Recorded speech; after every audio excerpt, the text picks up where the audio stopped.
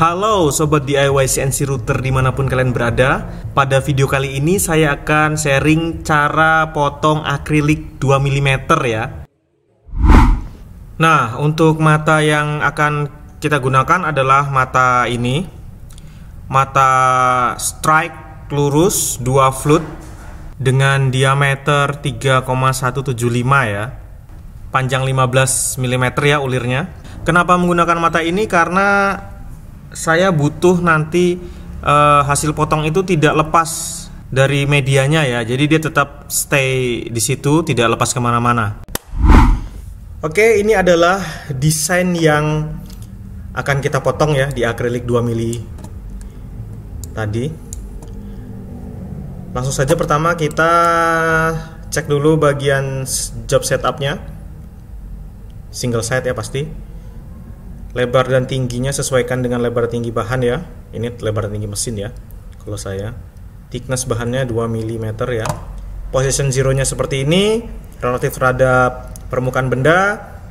Axia zero-nya di sudut kiri bawah. Sudut kiri bawah. Selebihnya sama semua, kita klik OK. Selanjutnya yaitu melakukan pemotongan ya. Yang pertama akan saya potong adalah titik ini. Teman-teman bisa lihat, ini hanya untuk membantu clamping ya, karena akrilik 2 mili itu sangat tipis. Takutnya dia wobbling ya, gelombang. Jadi saya akan buat dulu ini pembuka untuk mata bor nanti. Untuk screw. Kita mulai ya, lakukan profile operation. Pastikan show advanced toolpath ini tampil ya, untuk kita bisa edit advance-nya. Pastikan start depth-nya 0, cut depth-nya sesuai dengan yang kita inginkan. Tadi itu akriliknya 2 mili, saya buat 3 mili ya, lebih 1 mili nggak masalah. Terus kita pilih toolnya. Toolnya tadi 3,175 ya, 2 float. Ya benar, kita pilih. Setelah itu kita edit. Number of float-nya sesuai. Step over ini tidak berpengaruh karena kita melakukan profile operation ya. Aslinya ini 100%. Spindle speed.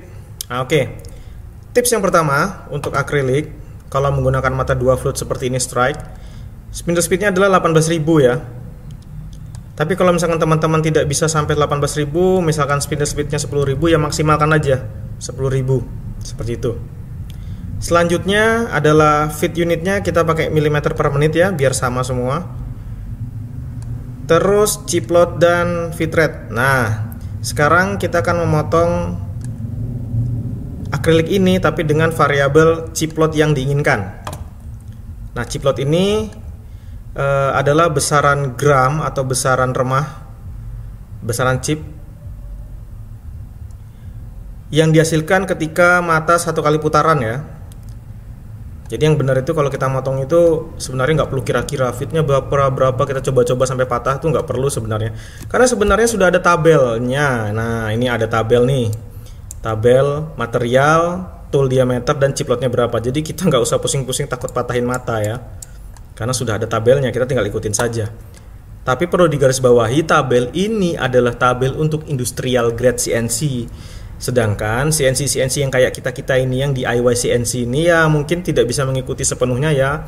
Kita coba dari separuh sampai yang paling mendekati awal ini. Nah, untuk tabel yang ada saat ini adalah tool 1/8 inch, itu sama dengan 3,175 mm ya. Dan material akrilik, saya sudah tandain ini. Itu chip load idealnya adalah 0,003 inch sampai dengan 0,005 inch. Jadi chip load idealnya seperti ini untuk memotong ya. Ini bisa hasilnya bagus, terus mata juga bisa awet. Kira-kira seperti itu. Nah, sekarang karena saya tidak familiar dengan inch, imperial system, saya familiarnya dengan metric ya.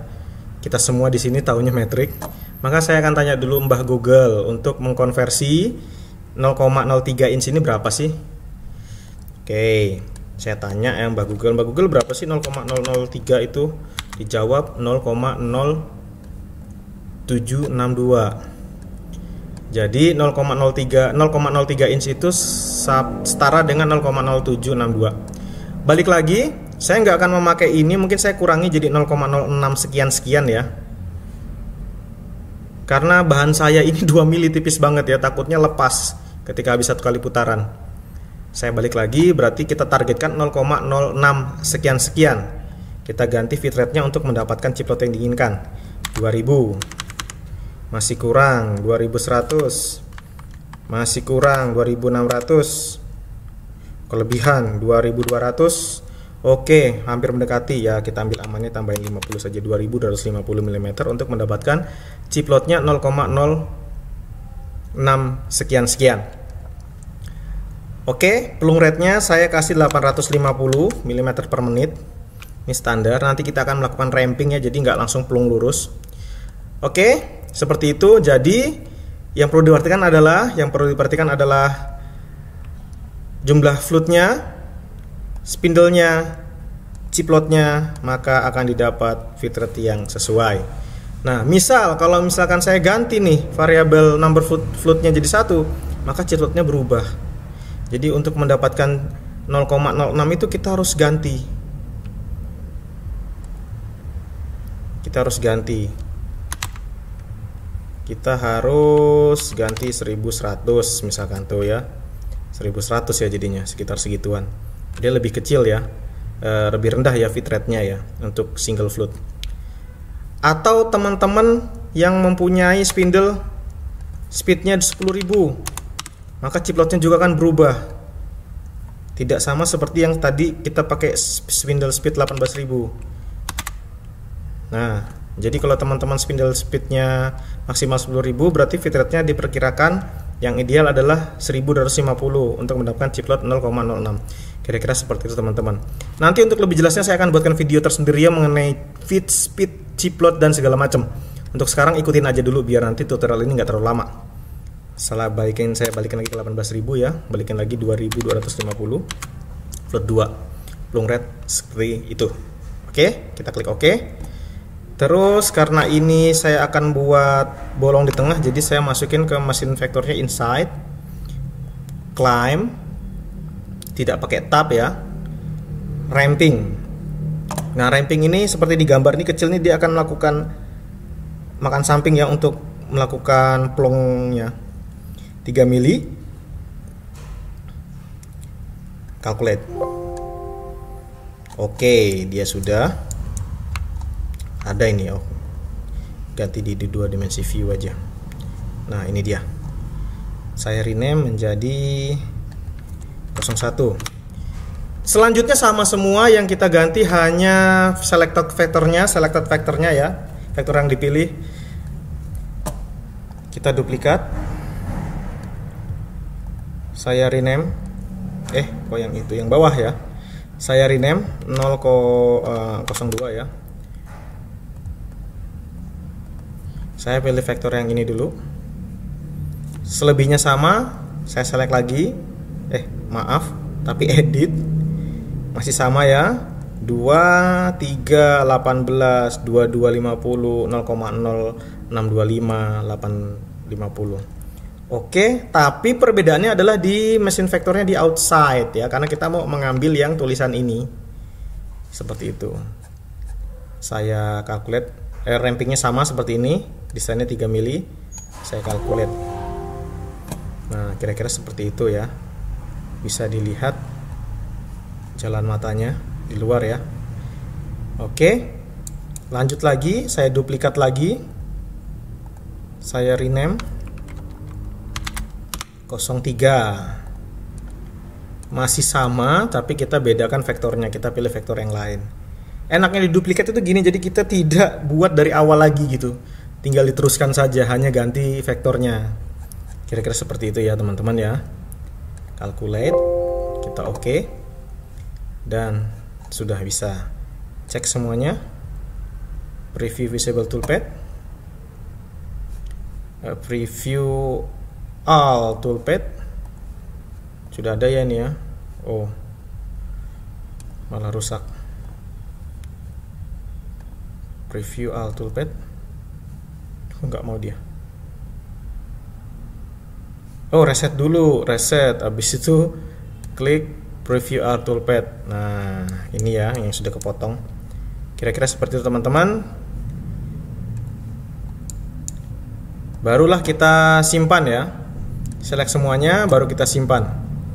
Nah, pastikan pilih yang visible toolpath to one file. Jadi semua yang dicenteng ini disimpan jadi satu file ya, dengan urutan dari atas ke bawah. Terus post processingnya sampai teman-teman ini sesuaikan dengan jenis masing-masing mesin CNC DIY-nya masing-masing ya. Kalau bagi saya, karena saya menggunakan DSP, saya menggunakan post processingnya Linux CNC ya, karena di sini tidak ada DSP controller di sini. Ada sih DSP ATC sama DS, tapi saya punya bukan DSP ATC ya, DSP biasa. Kira-kira seperti itu. Jadi pakai Linux CNC ini sudah sangat cukup dan mirip ya, sama, nggak ada kendala di mesin. Habis itu kita save. Misalkan ini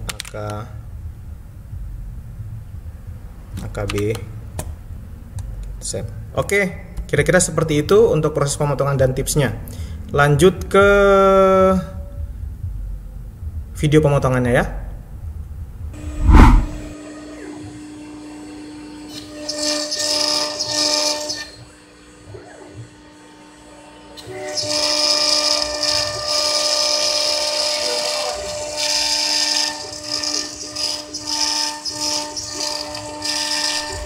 Nah, ini teman-teman yang saya maksud tadi itu. Jadi ketika sudah melewati satu putaran, akriliknya itu tidak lepas ya dari penampangnya ya, dia tetap diam di situ. Kira-kira seperti ini ya teman-teman.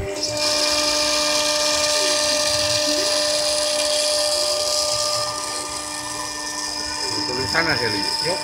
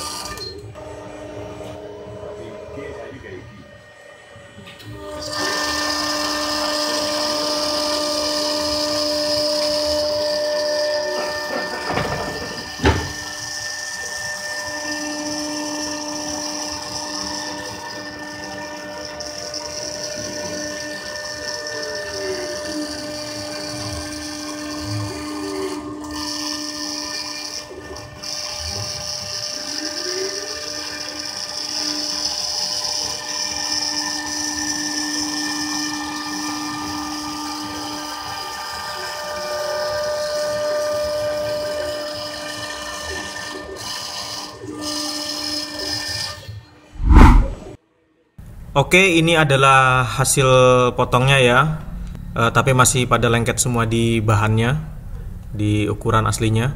Setelah ini akan kita lepas. Dan ini hasil yang sudah dilepas ya teman-teman. Kira-kira seperti ini.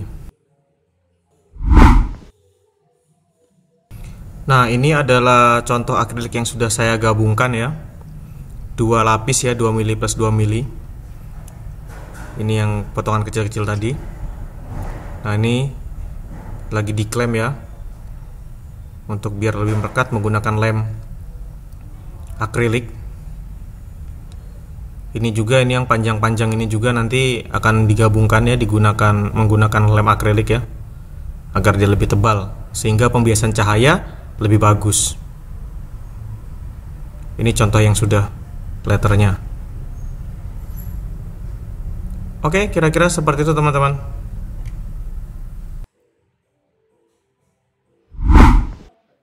Nah, ini adalah hasil finishing untuk pinggirannya ya, dindingnya. Menurut saya sih kurang begitu halus ya. Ya mau bagaimana lagi, kita menggunakan mata 2F ya. Harusnya pakai mata 1F kalau mau halus banget itu, upcut. Kita pakai strike lurus malah. Ya karena itu tadi untuk agar dia tetap lengket pada saat pemotongan ya, sehingga tidak menyusahkan kita untuk megang-megang lagi pada saat operasi mesinnya berjalan ya, pemotongan. Oke, kira-kira seperti ini sudah cukup bagus menurut saya. Nah, ini adalah contoh chip gram atau remah yang hasil potongnya ya. Nah, inilah yang membantu akriliknya itu tidak lepas dari medianya, jadi dia tetap nempel. Jadi dia tetap memegang hasil potongnya ya, tidak lepas sana sini. Untuk lepasinnya cukup mudah sih, karena ini tidak terlalu lengket ya, lengket-lengket dikit lah. Cukup untuk dilepaskan secara mudah. Oke, sekian dulu untuk video kali ini. Semoga bermanfaat bagi teman-teman semua. Terima kasih sudah menonton. Salam DIY CNC Router.